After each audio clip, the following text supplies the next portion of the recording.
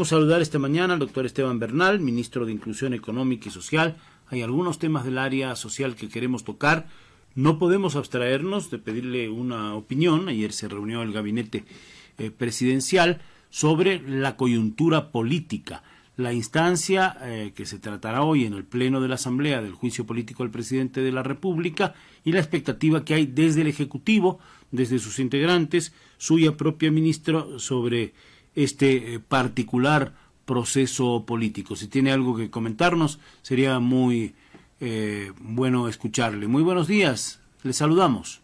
Buenos días, Gonzalo, gracias por la invitación. Yo creo que es importante, fundamental, coyuntural el poder comentar con usted esta situación que yo le podría llamar como una de las bajezas institucionales más grandes que ha vivido el Ecuador. ¿Por qué? Mire usted lo que está haciendo el presidente de la Asamblea Nacional. Ayer un legislador lo tildaba de micro rey. Yo diría que eso inclusive le queda alto en el cargo o en el término, por más que pueda ser peyorativo, al asumir y arrogarse criterios jurídicos, inclusive suplantando un informe claramente definido por la Procuraduría General del Estado.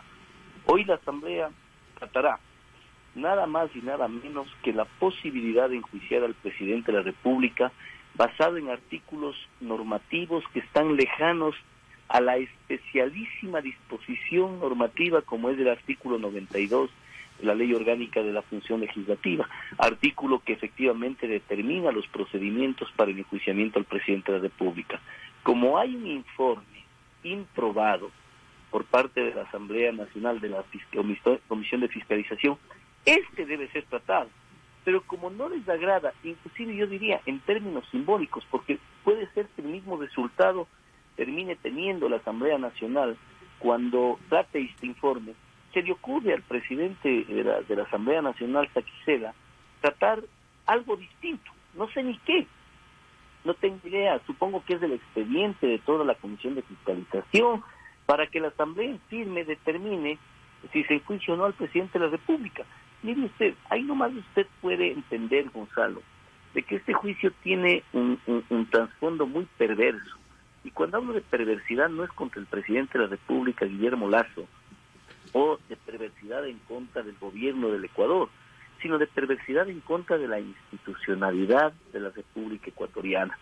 Cuando las cosas se hacen de esta manera, da muestra cierta de que las órdenes vienen de Bélgica, de Mocolí, y que lamentablemente eso rompe la institucionalidad. Veamos qué pasa en la Asamblea Nacional.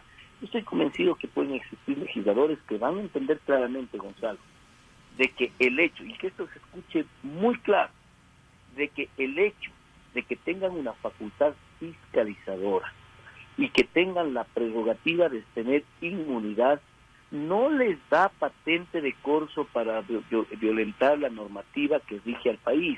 Yo fui legislador. Yo sé. Y como legislador, yo enjuicié también políticamente a varios funcionarios del expresidente Correa, uno de ellos Gustavo Yal, usted recordará.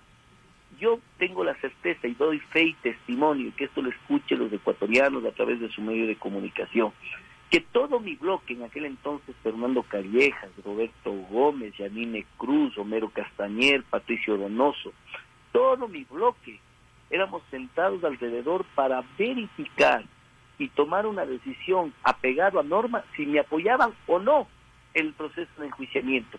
Esa es una responsabilidad de un legislador, porque sabían muy bien que a futuro se les va a venir un proceso de repetición por cualquier vulneración de la institucionalidad del Ecuador.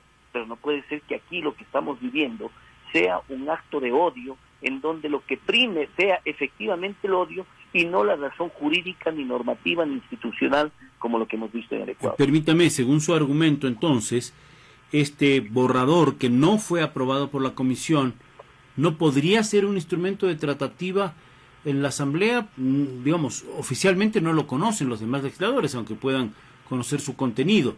Y en ese caso, peor aún, el que se quiere incluir otro documento que no se trató en la Comisión de Fiscalización, que no se discutió siquiera ni se aprobó, como buscan algunos sectores de la oposición en este momento, así lo han dicho, ¿no?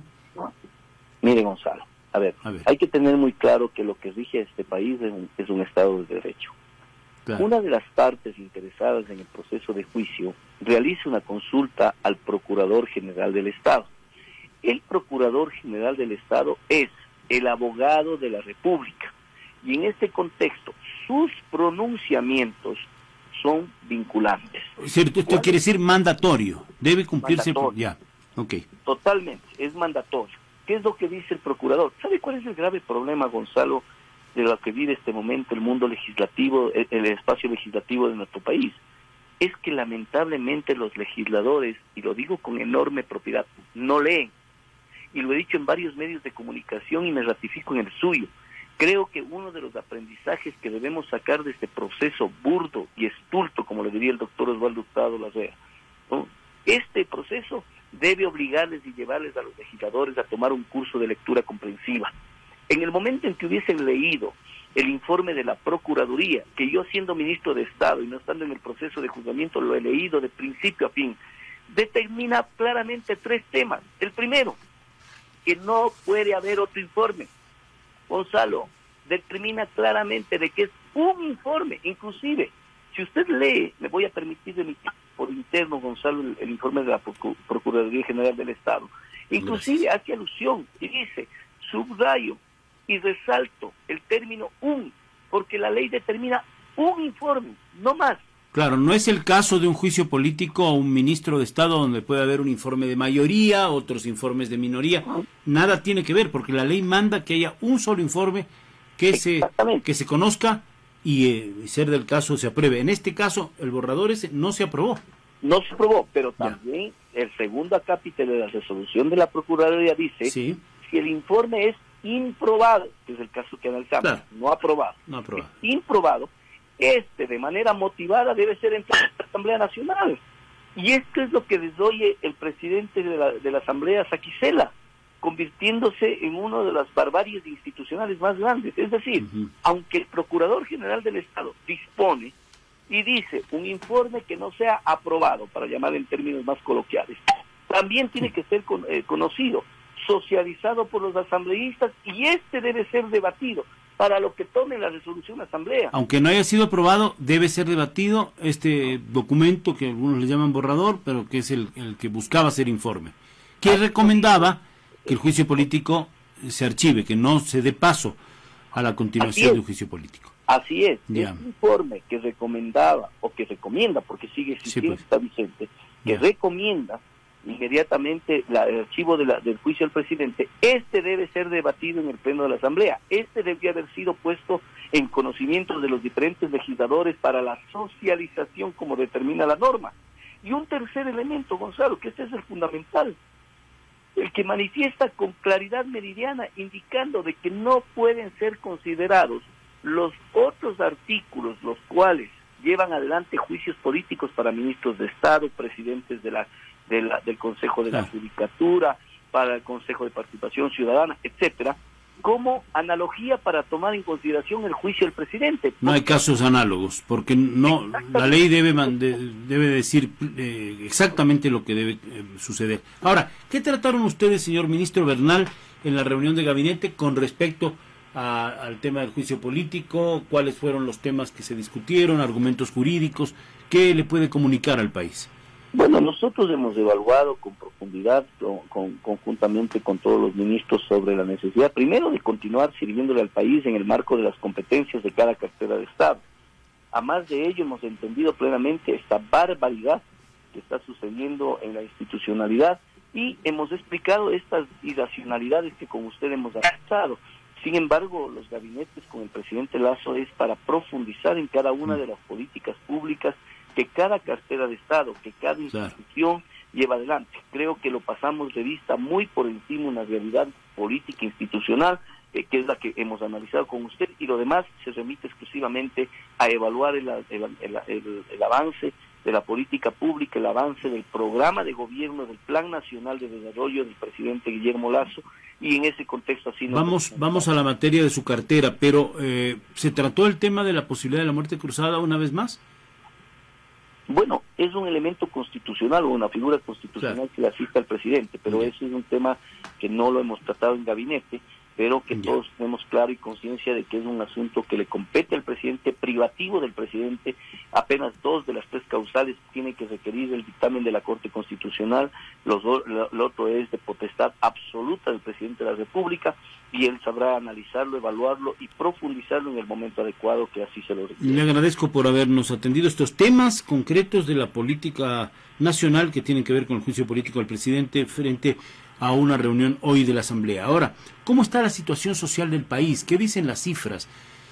¿Cómo están los temas de la pobreza, de la atención a los marginados? Lo que tiene que ver también con la entrega de bonos de desarrollo humano en las áreas que han sufrido los rigores del invierno, de los sismos, en temas delicados como los de Alausí, en fin. Quisiera que nos haga una evaluación de estos temas que tienen que ver con la coyuntura, pero tienen que ver con una de las enfermedades de fondo del Ecuador, que es la marginación y la pobreza. Y por supuesto también, como no, la generación, ojalá algún día, de modo sostenido de las fuentes de empleo. Luego hablamos de la campaña de vacunación, pero quiero que nos haga un estado de la cuestión, señor ministro Bernal. Con todo gusto, Gonzalo, porque además esta realidad es concomitante con lo que vive el Ecuador con respecto a la vida política. Porque mire usted, por un lado existe una narrativa construida desde el lado de la oposición, desde el lado del odio, de la ironía, de la animadversión, en donde inclusive los absolutismos funcionan. Dicen, es que no ha hecho nada este gobierno. Yo le voy a contar varios datos. Nosotros hemos logrado desde mayo del 2021 a la fecha reducir la pobreza del 32% al 25%.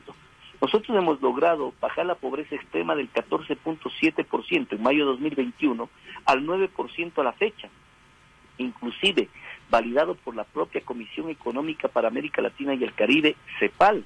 Nosotros hemos logrado, Gonzalo, y esta es una cifra fundamental, haber logrado una reducción de personas en condiciones de calle, sea esta, mendicidad, erradicación del trabajo infantil, movilidad humana, situación de calle, de 360,000 ecuatorianos, niños, niñas y adolescentes que estaban en las calles en mayo de 2021, según cifras oficiales. Hoy tenemos 240,000, de 360,000 a 240,000, logrando una reducción de la tasa del 10.4% al 6.2%. Si usted habla en términos absolutos, todavía 240,000 niños, niñas y adolescentes en calle es un número muy significativo, pero en 2 años hemos logrado una reducción de 120,000 de aquellos que han entrado en una recuperación de sus condiciones de derechos de salud, de educación, de bienestar social. Solo el MIES tiene alrededor de 17,000 personas, entre niños, niñas, adolescentes, situación de mendicidad, en el programa de erradicación de estos males. Como ve, hay datos que matan relatos, pero que lamentablemente en el otro lado de la esquina solamente lo único que dicen es absolutismo, no ha hecho nada. Aquí datos específicos sobre lo que hemos avanzado. Yo debo decir, en honor a la verdad, que usted siempre que lo hemos invitado, pues ha acudido a las reuniones, nos ha entregado datos, a las entrevistas, en fin. Sin embargo, hay quienes piensan que la política de comunicación del gobierno no funciona.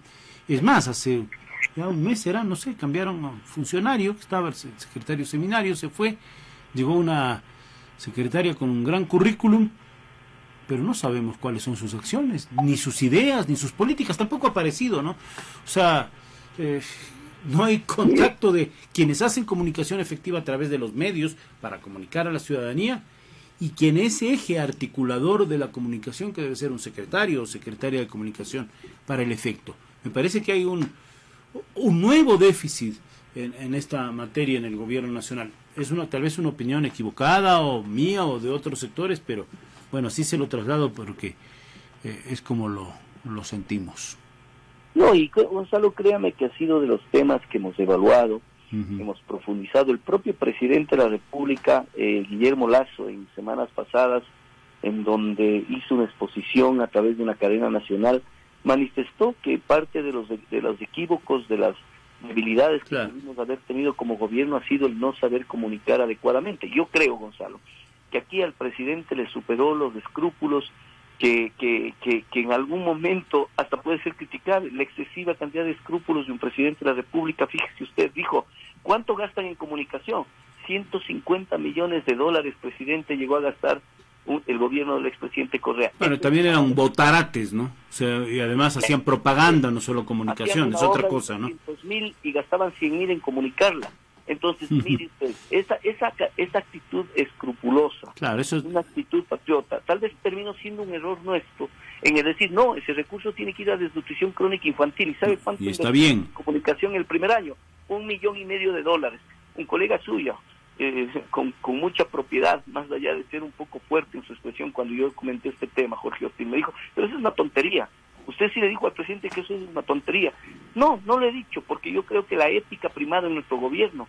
Y mire usted con qué estamos siendo enjuiciados en este momento en la Asamblea Nacional, por un contrato firmado en el 2018, renovado en el 2020, y dando cumplimiento a un informe de Contraloría del 2022, en donde exige, porque los informes de Contraloría son de cumplimiento obligatorio, y nosotros sí somos aquellos que lo que diga un procurador o la Contraloría General del Estado lo cumplimos. Y mire usted la ironía de la vida.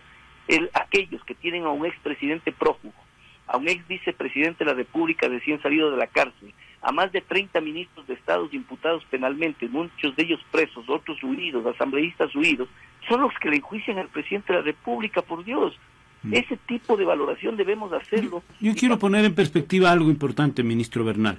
Está bien, es preferible gastar dinero en lo que debe ser, como la atención médica, la atención prioritaria de los sectores de salud, que están con muchas complicaciones, naturalmente a los sectores sociales marginados y desprotegidos. Es prioridad por sobre cualquier gasto en materia de comunicación. Pero hay otras maneras de hacer comunicación sin gastar dinero, con una visión profunda de la comunicación. Y ojalá, bueno, ya más de un mes hay una nueva funcionaria que no sabemos, bueno, sabemos el nombre porque hemos leído su currículum y es muy bueno, pero no trasciende a la opinión pública, no se comunica con la opinión pública, o no sé si estará trazando los planes, ojalá no sea demasiado tarde cuando los trace. Pero bueno, en todo caso, también yo creo que un tema que sí quisiera preguntarle, me parece muy importante, es la campaña de vacunación, porque son los temas profundos del país, en los que hay que seguir trabajando todos los días. No se puede descuidar por la política estos temas del día a día en el Ministerio de Inclusión, en el Ministerio de Salud Pública, el Ministerio de Obras Públicas, por citar algunos, donde lo que se requiere de parte de la ciudadanía es ver acciones concretas. Señor ministro, por favor, siga usted. Bueno, nosotros hemos empezado, y mire usted lo grato, el habernos preocupado dentro del marco global de la política pública del presidente de la República, que es los niños y las niñas, que dicho sea de paso, además es un mandatorio constitucional. El artículo 44 de la Constitución de la República determina claramente la prioridad y prelación en la política pública para los niños y niñas del Ecuador. Y en ese contexto se lanzó un programa que es fundamental, un programa preventivo de vacunación para la poliomielitis, para la rubiola, que es un programa que lo lidera el Ministerio de Salud Pública, y le puedo informar en el Gabinete Social, varios ministerios, el Ministerio de Educación, el Ministerio de Inclusión Económica y Social. Tenemos un público objetivo de aproximadamente 7 millones de niños y niñas, con una inversión de casi $8 millones, que permitirá generar un programa preventivo. También se enmarca, Gonzalo, en la política macro y más importante del presidente Lazo, que es disminuir la desnutrición crónica infantil. Claro. Generando una protección directa a esta población, garantizamos el futuro del Ecuador. Yo creo que en 25 años, Dios sabrá si nos tiene todavía en este mundo o no, es importante que aquel ecuatoriano que en 25 años valore y diga, hubo un gobierno que se preocupó de la primera infancia, hemos presentado una ley de la primera infancia, hemos entrado en un programa de vacunación a 3.7 millones de niños para prevenir, para mantenerles protegidos. Hemos logrado crear un bono de infancia con futuro que hoy ya sirve a 52,000 madres gestantes y madres de niños de 0 a 45 días. Es decir, una protección integral. Todo esto que le acabo de mencionar y este programa de vacunación que concluye el 2 de julio, que empezó el 9 de julio, el 2 de mayo, ¿no? Invierte $8 millones y genera una protección a 3,5 millones de niños, niñas y adolescentes de 1 a 12 años. Por eso se incorpora el Ministerio de Educación para que en el marco de su cobertura así lo haga. Nosotros, Gonzalo, en el marco de la primera infancia de protección que realizamos, tenemos niños de 1 a 3 años que están dentro de los centros de desarrollo infantil y de los programas Creciendo con Nuestros Hijos. Forma parte de nuestra aportación como ministerio para que este programa tenga éxito y que así será por el bienestar de ellos. Yo le agradezco al señor ministro Esteban Bernal, ministro de Inclusión Económica y Social, por haber estado con nosotros en Ecuador Radio, siempre dispuesto, la verdad, a responder nuestras inquietudes periodísticas y, por supuesto, tocar estos temas que son los de fondo, lo del bienestar social, lo de la inclusión social, lo de la salud pública, también vinculada al desarrollo de las personas, es la clave. Cualquier gobierno, independientemente de su orientación ideológica, debiera tener nítidos estos puntos como lo prioritario en un país. Gracias, señor ministro, ha sido muy gentil. Gracias, Gonzalo, a usted. Buenos días y un saludo. Un saludo cordial, muy buenos días.